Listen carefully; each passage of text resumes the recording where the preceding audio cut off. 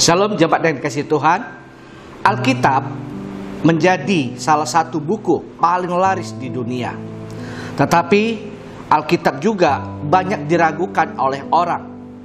Ada yang mengatakan bahwasannya Alkitab tidak asli lagi. Alkitab adalah sejarah. Memang di dalam Alkitab ada juga sejarah yang tertulis. Tetapi pada hari ini kita akan belajar. Kita perlu mengetahui apa sebenarnya Alkitab.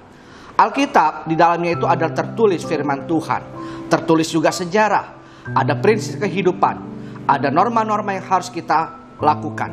Tetapi di dalam Alkitab juga dijelaskan, diterangkan, ada karya keselamatan, ada karya penebusan yang dilakukan oleh Tuhan Yesus bagi manusia. Oleh karena itu biarlah kita sebagai orang-orang percaya rajin, rindu untuk membaca Alkitab. Kenapa kita perlu membaca Alkitab? Karena Alkitab sendiri adalah Allah. Mari kita buka dalam Injil Yohanes, pasalnya yang pertama, ayat 1 sampai dengan ayat yang kedua berkata demikian. Pada mulanya adalah firman.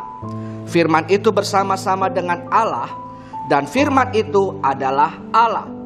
Ia pada mulanya bersama-sama dengan Allah.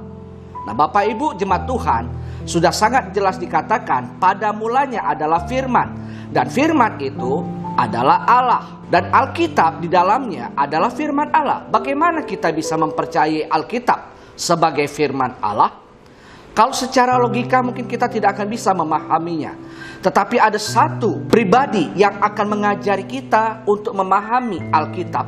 Dan membuat kita percaya bahwasannya Alkitab itu adalah firman Allah, yaitu Roh Kudus. Roh Kudus yang berdiam di dalam diri kita. Roh Kudus itulah yang mengajarkan kita. Roh Kudus itulah yang memberitahukan kita bahwasannya Alkitab adalah firman Allah.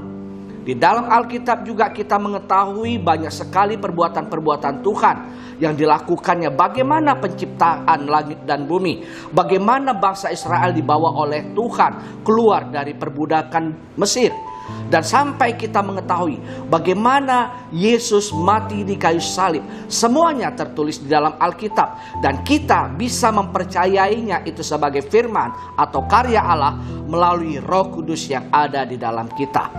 Jangan anggap Alkitab itu sebuah buku saja. Tetapi Alkitab itu tertulis di dalamnya ada firman Tuhan yang berkuasa, yang murni, yang dapat mengubahkan kita. Oleh karena itu jemaat Tuhan, bacalah Alkitabmu setiap hari, renungkanlah dan lakukanlah.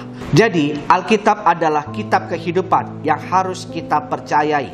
Karena melalui Alkitab kita akan belajar tentang kehidupan dan kita akan memiliki kehidupan yang sejati. Tuhan Yesus memberkati.